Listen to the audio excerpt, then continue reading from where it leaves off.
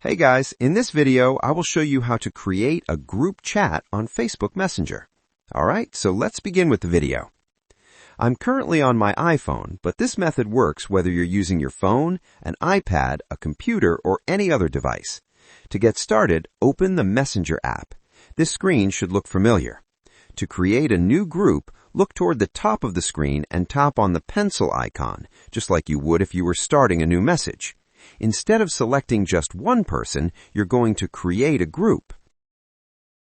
From here, you can either search for specific names or scroll through your list of contacts to find the people you want to add.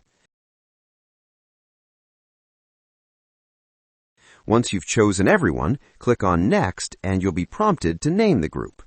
Here, you can also choose if you want to make Community. I will just leave it as Group and then tap Create at the top.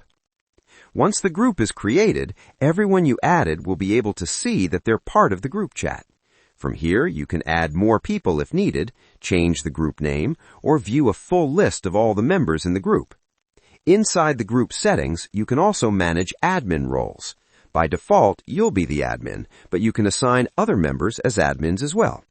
Any message you send in the chat will be delivered to everyone in the group, and the group conversation will now appear alongside your other messenger chats.